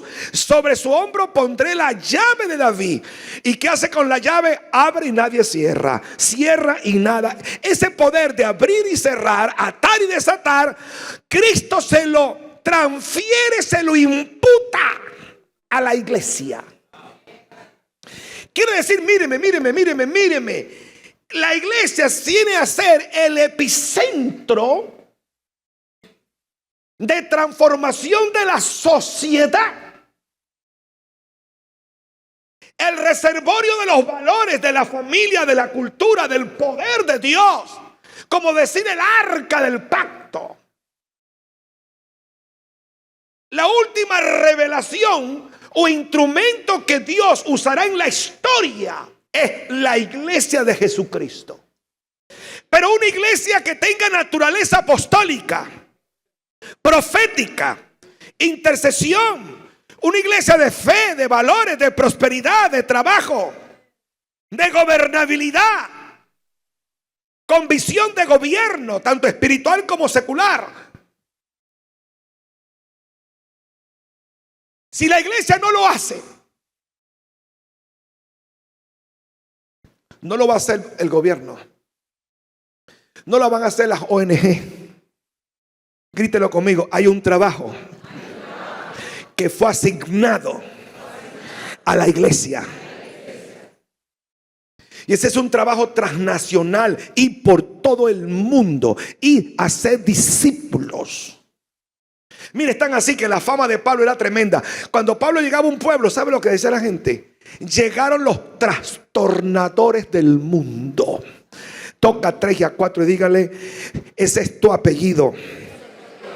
¿Eres un trastornador o el mundo te trastorna a ti? Ay, alabado sea Dios. Hay gente que está siendo trastornado por el mundo. Ay, que la política, ay, que la economía, que para dónde me voy, que para dónde. No. Usted no está para ser trastornado por la política ni la economía. Usted vino a arrebatar, usted vino a conquistar, usted vino a establecer, usted vino a liderar, usted vino a guiar. Alguien que diga, lo creo y lo creo. Si quiero que tú veas que Cristo no le entregó las llaves a Poncio Pilato, ni a los gobernantes de la estirpe de Seleuco, que era uno de los generales ni de los Ptolomeos, generales de Alejandro el Grande. No, se le entregó fue a la iglesia. Y mire, por favor, algunos que, si usted lee un poquito de historia, me va a entender más rápido. El Imperio Romano cayó en el 436. Yo soy muy investigador del Imperio Romano por muchos años. Cayó en el 476. Luego vino el Imperio Otomano, cayó también. La Unión Soviética se hundió también. Los grandes países que colonizaron el mundo: Holanda, los portugueses, los españoles, los ingleses, Francia, todos esos países, todas esas alianzas fracasaron. Los grandes organismos multilaterales, la OEA, la ONU, el Banco Mundial, la OMS, todos los organismos multilaterales, la Corte Interamericana de Derechos Humanos, la Corte, todos están permeados por una filosofía antidios. Y están al servicio de los más poderosos, de la justicia mundial. La única transnacional que permanece en todos los países con mayores sucursales en el mundo es la iglesia de Jesucristo. Hermano, estamos hablando de una institución que data de ¿cuánto tiempo? 2000 años. 2000 años. La profecía es: y este reino permanecerá ¿qué? Y las puertas del infierno no prevalecerán contra él. La iglesia conquistó en el 300 el mundo. No estamos hablando de utopía, estamos hablando de una realidad. La iglesia tiene un poder socializante de cambio. La iglesia tiene un poder de transformar las ideologías en estilo de vida. La iglesia tiene un poder de transformación de la sociedad y reafirmar los valores en la familia. Este evangelio no es para estar escondido.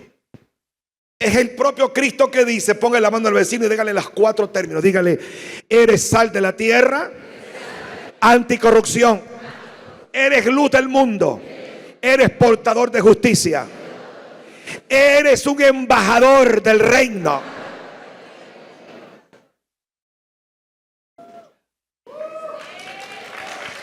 ¿Qué más título quieres? El punto es que la iglesia todo lo ha mistificado, lo ha espiritualizado.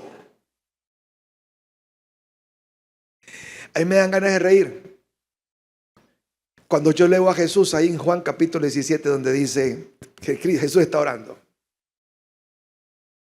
Aquí está el evangélico orando. El evangélico orando: Señor, ven pronto y sácame de este mundo. Ya no aguanto más, Señor, llévame contigo. ¡Dios! Y Cristo de este lado lo mira. Espérate un momentico. Padre, no te pido que lo quites del mundo. Te pido que lo guardes del mal. Así como tú me has enviado, yo lo envío a él al mundo. Vamos, toca al vecino y dígale: tú queriendo escapar y Dios metiéndote en el mundo.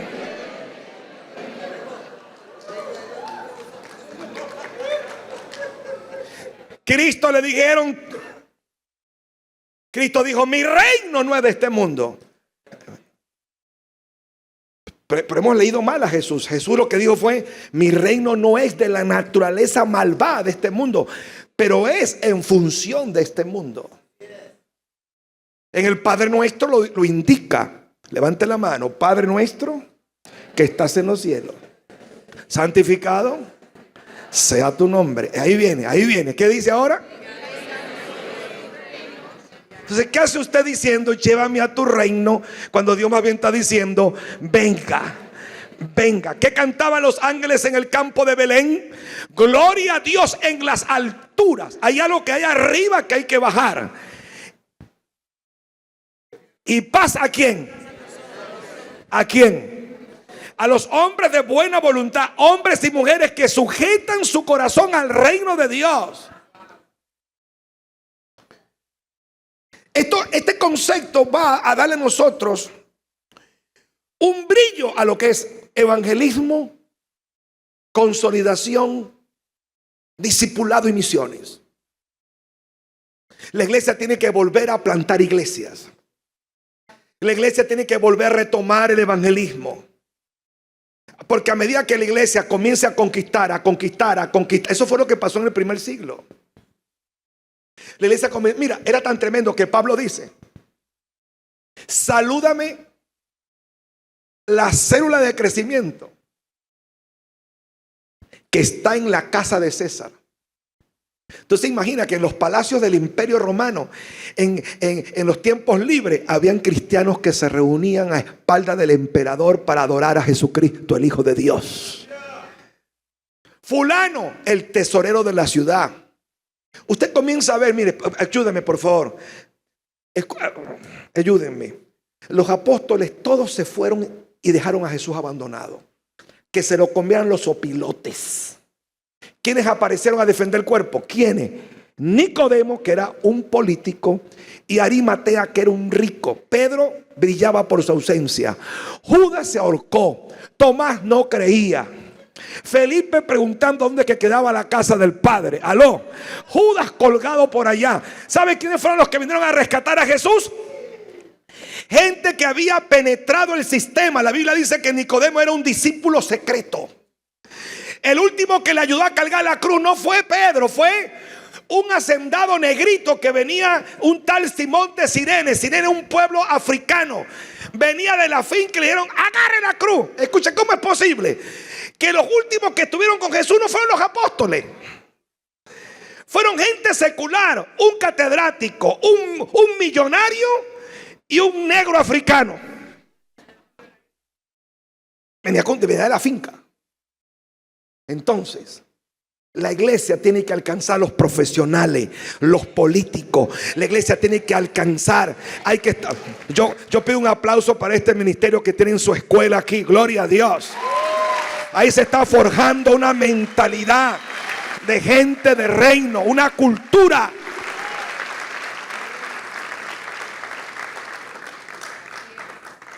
En otro día le voy a estar predicando una tesis que tengo una tesis doctoral que se llama El Evangelio y la transformación cultural. Hasta que la iglesia no transforme la cultura donde vive, no hemos hecho el trabajo.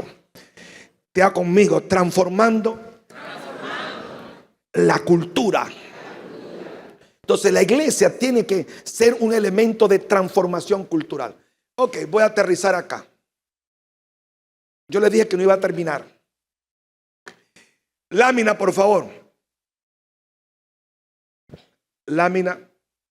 7 pilares, no los voy a explicar muchos, además algunos 3 textos nada más. Los 7 pilares del reino de Dios. Hermano, yo vengo de muy lejos para sancocharlos a ustedes. A mí me invitaron a trabajar. Fue a trabajar de verdad, verdad. ¿Quieren milagro? Venga esta noche. Pero el milagro más grande, ¿sabe cuál es? Cambiarte el software. Porque Israel miraba milagros, ¿sí o no? Israel verá que mira, sacaban agua de la peña, que la nube, y sin embargo no entraron a la tierra prometida. ¿Por qué no entraron a la tierra prometida? ¿Porque no vieron milagros? No, porque su manera de pensar estaba secuestrada, anclada en Egipto.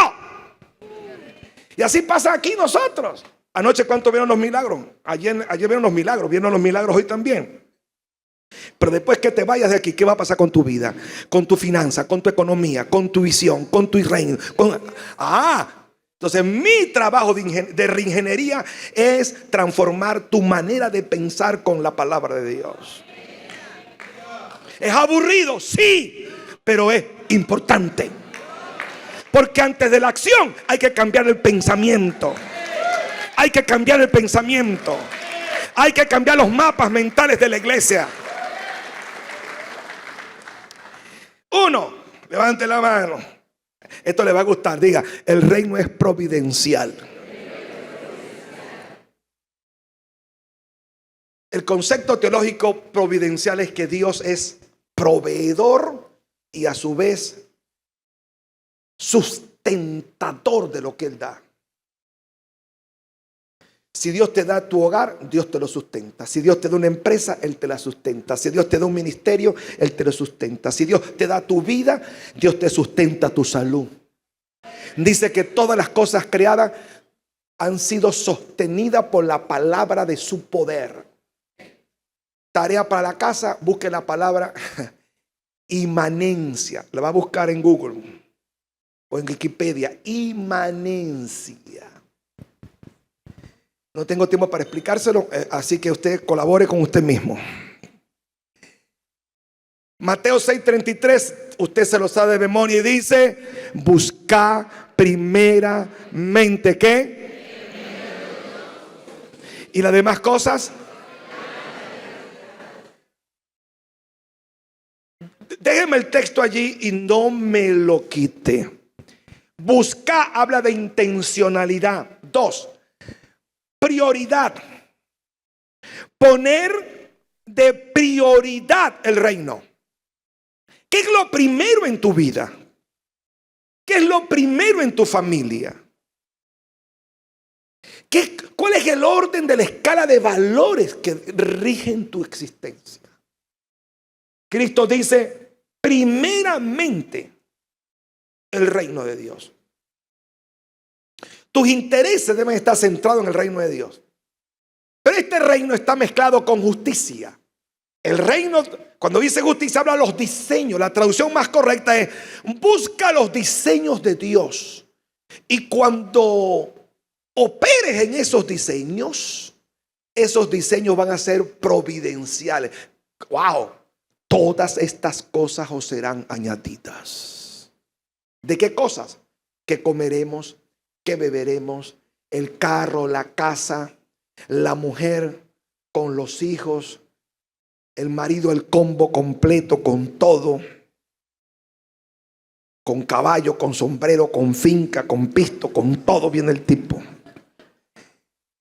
Toca al vecino y dígale: lo que te falta Dios te lo va a añadir. Dígale: no dudes jamás. El reino es providencial. Número dos, el reino es justicia, gozo y paz. En un solo texto lo vamos a cancelar. Romanos 14:17. Pablo, ¿en qué consiste el reino de Dios? El reino de Dios no es comida ni bebida. ¿A qué se refiere comida y bebida? A las abluciones, a los cultos religiosos, estereotipos del Antiguo Testamento. A veces nosotros nos quedamos con el formalismo evangélico.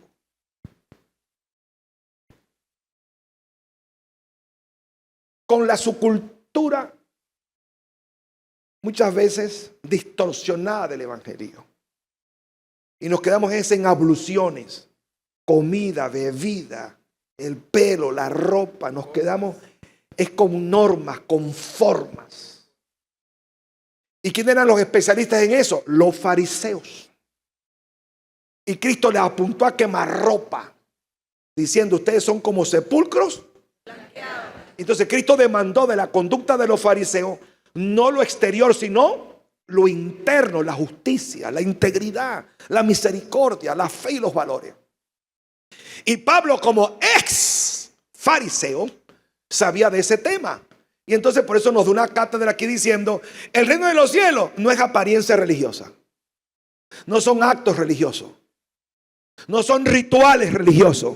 Cuando dice comida y bebida, rituales, toca el vecino y dígale: deja de ser un ritualista religioso, deja de estar aparentando una cultura religiosa. Dígale que a su lado, dile: tienes que irte al fondo del reino. El fondo del reino es justicia, paz, gozo en el espíritu. Entonces escúchenme, donde hay justicia, mírenme por favor, donde hay justicia hay paz. Sin justicia no hay paz. Y donde hay paz hay libertad, que ese es el concepto del gozo, libertad. Y donde hay justicia, paz, libertad, alabado, hay prosperidad, florece.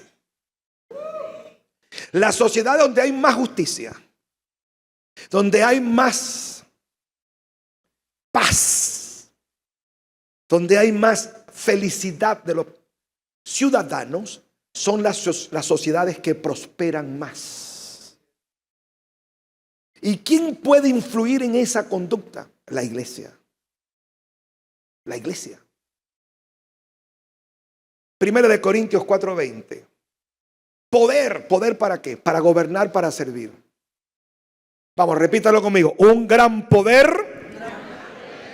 requiere una gran responsabilidad. Cristo dijo, ¿cómo que dijo? Spider-Man. No, Kung Fu Panda.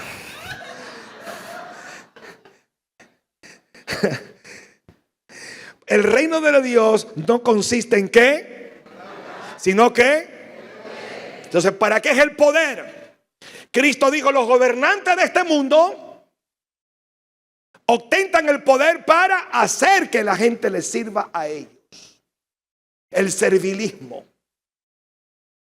Pero entre ustedes no será así, sino que el que quiere ser el primero, bueno, el primero es el que tiene poder, el gobernador, el presidente, el mandamás, el alfa, quiere ser el primero, no hay problema. Cristo dijo: si quieres ostentar el poder, no hay problema con eso. Si quieres ser el primero, pero ten en cuenta que el que va a ostentar el poder es para servir. ¿Y qué es lo que impide esa habilidad de servir? El egoísmo, la maldad, el orgullo, la soberbia, la corrupción, el acumular la riqueza en pocos a merced de la pobreza de muchos. Ok, la lámina, por favor, que eso es lo último. Dije paz, poder, familia, gobernabilidad. Termino aquí en gobernabilidad. No hay más lámina. Présteme atención ahora. Me voy a pie. ¿Cuántos son hondureños acá? Levante la mano. Los que no son hondureños, levante la mano. ¿Cuántos son nicaragüenses? Levante la mano. Guatemaltecos, salvadoreños, mexicanos. Estamos invadidos. De Sudamérica muy poco, ¿verdad? Colombianos, Chile, Argentina, venezolanos. Yo soy venezolano. Mi esposa y mi hija son venezolanos. Ahora escúcheme bien. Voy a tratar de ser lo más breve porque aquí es donde quiero concluir. ¿Qué tiene que ver eso con nosotros? Señores, Latinoamérica es el continente de la esperanza. Y no de ahora, sino desde hace mucho rato. Cuando Europa tenía aquella guerra, la guerra de las coronas, Inglaterra, Francia, España, por los predios europeos, esos países se desgastaron económicamente. Bendito sea Dios cuando se descubrió América. Los españoles vinieron fue a buscar oro para financiar su guerra. Inglaterra, los puritanos fueron a Inglaterra, al Nuevo Mundo, escapando de la persecución religiosa. Desde esa época hasta hoy, este continente, diga conmigo, es el continente de la esperanza. Usted se pone a ver que lo que es el comunismo y el socialismo en Europa ha fracasado. Se usó como laboratorio Vietnam, China, Rusia, los países de la extinguida Unión Soviética. Están en ruina todos esos países. Dígame un país comunista, socialista, que tenga éxito en el mundo.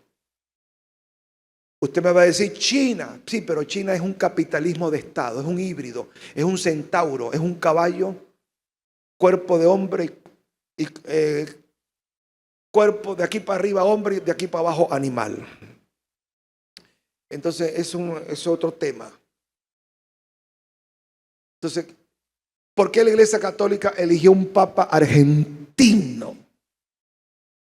Porque vieron que América Latina, desde Juan Pablo II, por cada persona que nace en América Latina, 5 salen de la Iglesia Católica a la Iglesia Evangélica. La mitad de América Latina, ya somos casi 350 millones de protestantes en este continente. La Iglesia Católica perdió América Latina. Entonces dijeron, no, necesitamos un papa que sea argentino. Y entonces se murió el argentino y dijeron, no.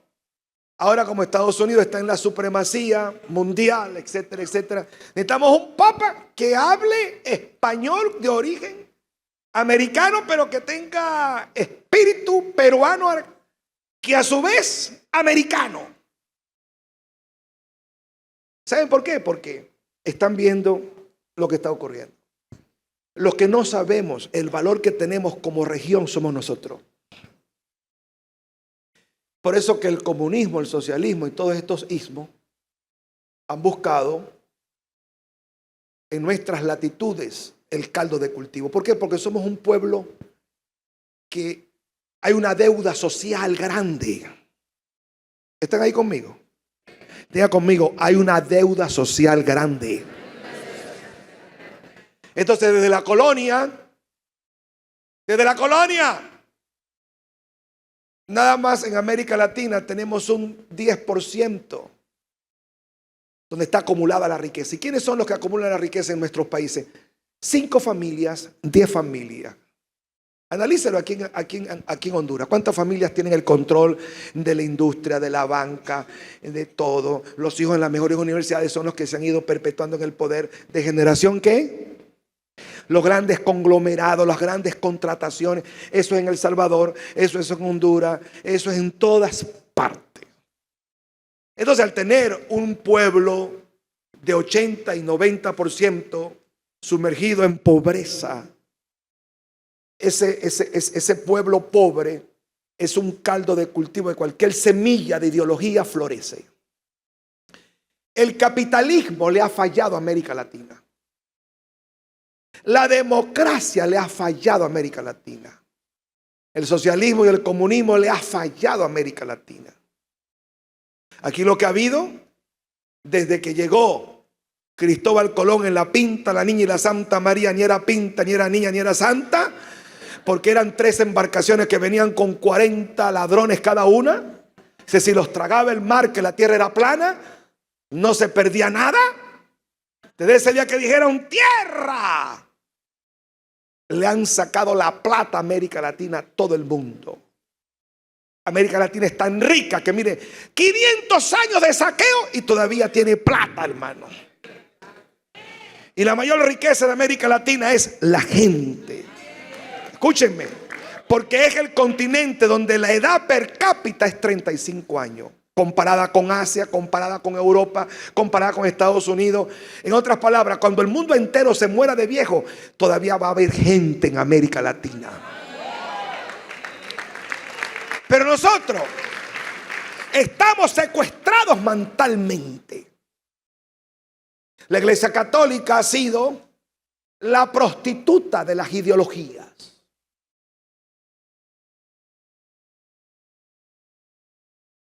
Yo estuve estudiando en una época bien conflictiva. Yo fui expositor como antítesis de lo que era teología de liberación.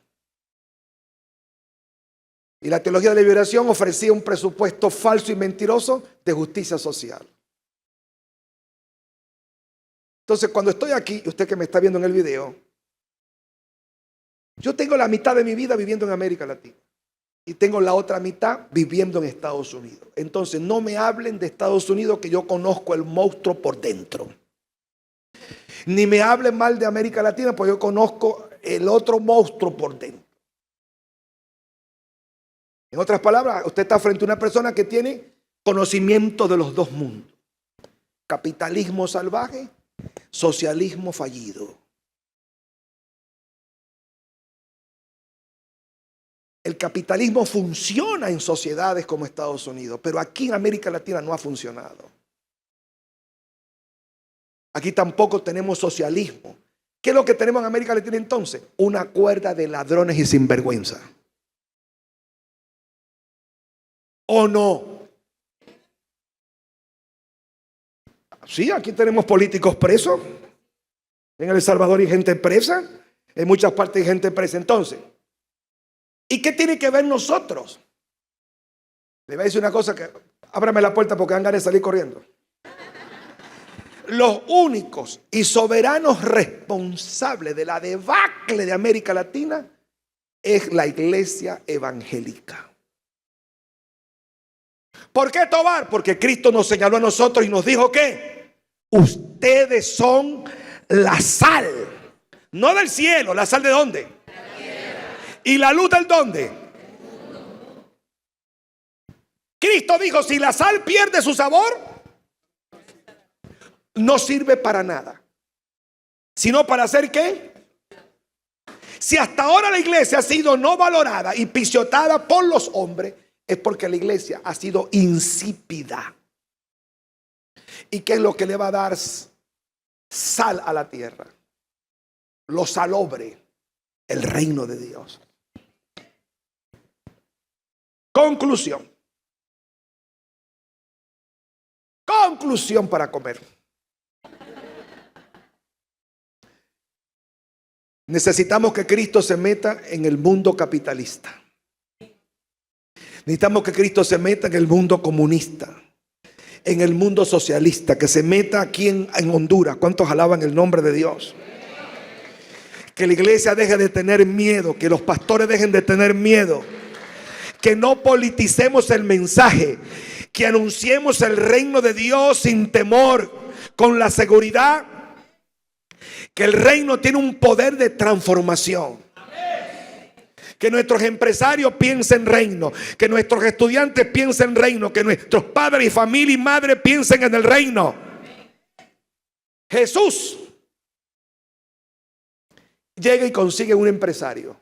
¿Cómo encontró Jesús a Pedro? Un empresario que tenía redes, tenía barco, tenía experiencia, tenía obreros, pero estaba quebrado. A ver, tesis socialista. ¿Qué hubiese dicho el sistema? Exprópiese. Cristo no le mandó a expropiarle la barca a Pedro.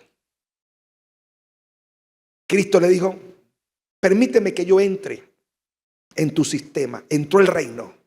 ¿Y qué hizo el reino? Vamos a pescar. ¿Lo llevó a dónde? A donde había fracasado. Y le dijo, lanza la red. Y Pedro tomó la filosofía del reino. Mi filosofía no me ha dado resultado, pero ahora en tu concepto, en tu doctrina, en tu palabra, voy a actuar con el mismo barco, en el mismo sistema, en la misma red, los mismos obreros, pero ahora con el reino adentro. ¿Cuál fue el resultado? Ok. Si se hubiese quedado así, diríamos Jesucristo un capitalista salvaje. No. Cuando vieron que la red estaba llena, ¿qué hizo Pedro? Comenzó a llamar a los pobres. Usted no puede prosperar a los que tienen el barco vacío si el suyo también está vacío. Y comenzó a llamar que, ¡hey! Aquí hay para todos. Esto es lo que se llama en política la tercera vía. La tercera vía del mundo no es el capitalismo, ni el socialismo, ni el comunismo. La tercera vía es la que ofrece el reino de Dios. Es gente productiva, próspera, pero también con conciencia de justicia social, con los más débiles, con los más vulnerables, los ancianos, las mujeres, los niños, los jóvenes. ¿Y quién tiene ese mensaje? ¿Quién es el responsable de portar ese mensaje? Y si la iglesia no lo hace, póngase de pies. El gobernante más famoso de la Biblia, ¿cómo se llamó? Salomón. Cuando gobiernan los justos, ¿el pueblo qué? Y cuando gobiernan los malos, el pueblo se aflige. Escuchen bien, no es fácil que usted dijera este mensaje. ¿Sabes por qué? Porque tienes una cosa que se llama la improntación. Hay un fundamento muy grueso de años. Tu pastor, tu apóstol, tus líderes, bueno, exceptuando estos apóstoles que son de alto nivel, hermano. Estos son casi extraterrestres. Ellos son gente de reino. Estamos acá. Si aquí hubiese mentalidad de pobreza, no hubiera usted lo que ve acá. Usted ve colegio, usted ve templo, usted ve misiones en el mundo, usted ve adoración, usted ve fe, usted ve prosperidad, usted se imagina repicar este concepto, repicar lo que está aquí en otras culturas. Usted se imagina cada iglesia en Honduras repicando lo que hace este ministerio. Entonces son pocas las iglesias que están haciendo eso. Tengo un amigo llamado Satirio dos Santos. La iglesia tiene empresa, la iglesia tiene universidad, la iglesia tiene colegio, la iglesia tiene misiones en el mundo. Si cada iglesia hiciera lo que está haciendo su ministerio, cada iglesia. Y mire que no está en el downtown de San Pedro. Estamos a las afueras. Incluso al lado de un terreno baldío entre vacas. Ahí están las vacas, yo las estaba viendo ahorita. Quiere decir que el reino de Dios, donde se cree, donde se proclama. ¿Cuántos vienen del extranjero acá? Levanten la mano los que vienen del extranjero. Miren, vinieron de todas partes hasta este lugar. No es la capital. Esto es como Belén. Cristo no nació en Jerusalén, fue en Belén, en un pueblito. Usted vino aquí porque usted sabe que aquí está el reino. Y lo que hace esta iglesia, y me da mucha alegría poder estar aquí y decirles a ustedes que hay que replicar, duplicar.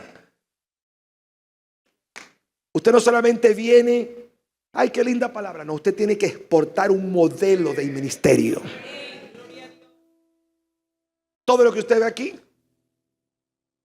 no va a decir no, que el partido político, no, que el gobernante tal, no, esto ha sido el reino. Una iglesia separada del Estado puede hacer el trabajo. El Estado carece de mucho. La iglesia puede ser un instrumento de frenar la violencia, sanar los matrimonios, darle formación a los niños, generar profesionales. Y poco a poco, y produciendo un cambio histórico en un país. Levanta tus manos allí. Adora al Señor.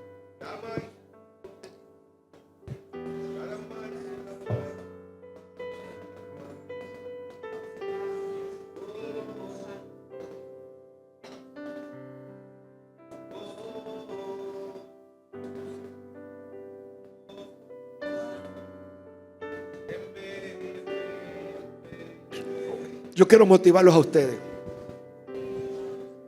Multimedia, ayúdame por favor con la última cita. Apocalipsis 11:15. Usted dirá: Tobar, ¿por qué usted predica eso? Yo estoy viendo a la gente en Estados Unidos. Escúchenme. La lección más grande de América Latina es la que está pasando ahorita en Estados Unidos. ¿Cuánta gente se fue buscando el sueño Ike americano? Ese sueño no existe. Esa palabra sueño americano la acuñaron la gente que huía de la persecución religiosa de Europa. Pero no es el sueño americano, es el sueño de Dios para ti. Dios quiere que usted tenga un altar. Ese sueño se llama Rehoboth. Dice que así como Isaac como peregrino encontró un pozo llamado Rehoboth, y dice que allí levantó, diga conmigo, una tienda, un pozo y un altar. Ese es el sueño. Entonces el altar es relación con Dios, la tienda es la familia y un pozo es un negocio. Si usted tiene un altar, tiene su familia y tiene una fuente de ingreso, usted no necesita estar pasando necesidad en otro país.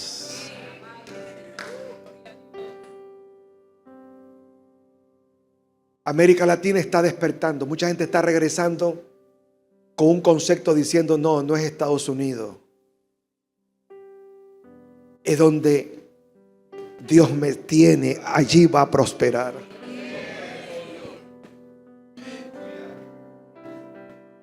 Mira, aquí está su apóstol. Su apóstol se educó en Estados Unidos. Estuvo en Alabama. Ingeniero agrónomo. Luisiana. Y pudiera vivir en Estados Unidos, hablan inglés todo, pero el reino de Dios en esta familia vino a hacer un trabajo, no solo a hacer culto evangélico, aleluya, pendarita pentecostal, no, vinieron a establecer el reino, establecer un concepto. Usted, mientras esté aquí, revise su teología, revise sus mapas mentales. Conserve lo mejor que le enseñaron sus ancestros espirituales, pero revise el reino. Usted está llamado a trabajar por almas que van a vivir en el más allá. Pero mientras que el más allá venga, esa alma vive en un cuerpo que hay que vestir. Tiene un cerebro que educar. 2, 3 cuerpos se juntan y tienen hijos y una familia, un techo. Y esa familia necesita estar dentro de una sociedad que necesita leyes justas. Entonces usted no solamente está trabajando para llevar almas al cielo, usted está trabajando para transformar en su país, su sociedad, una sociedad más justa y que sume felicidad para todos. Esto es lo que a mí me anima, pastora. Aunque yo veo el mundo hecho pedazo, yo digo, a la final el diablo no va a terminar en el timón de las naciones. El 7º ángel tocó la última trompeta. ¿Y qué pasó? El 7º ángel tocó la trompeta y hubo grandes voces en el cielo que decía 2 puntos. ¿Qué dice? Los reinos del mundo han venido a ser de nuestro Señor y de su Cristo, y Él reinará por los siglos de los siglos. Vamos a llegar ahí. Y eso no lo va a lograr una generación. Yo no sé cuántas generaciones tendrán que venir.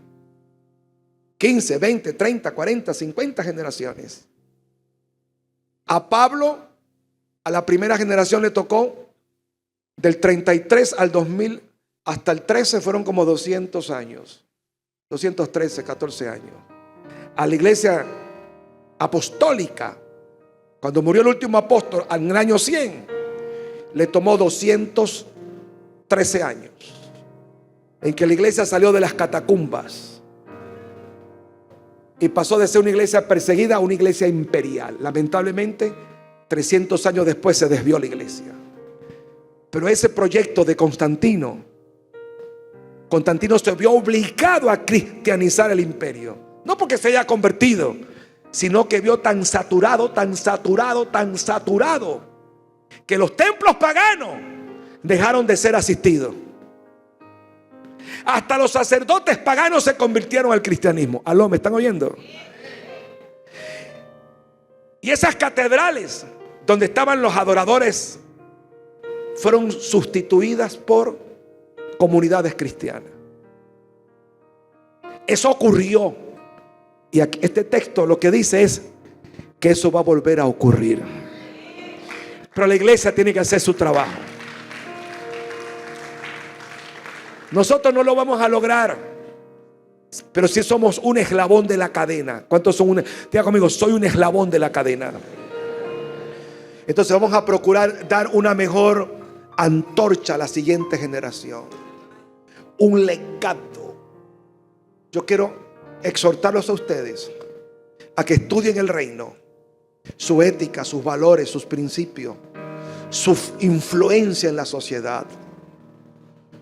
Nosotros, cuando Cristo dice luz del mundo, sal de la tierra, está hablando de influencia. Hay iglesias que tienen presencia, pero no influyen.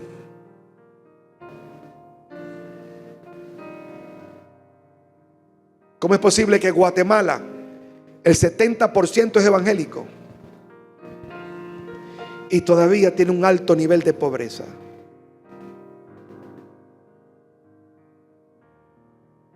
Quiere decir que no es la cantidad de cristianos, es la cosmovisión que tengamos.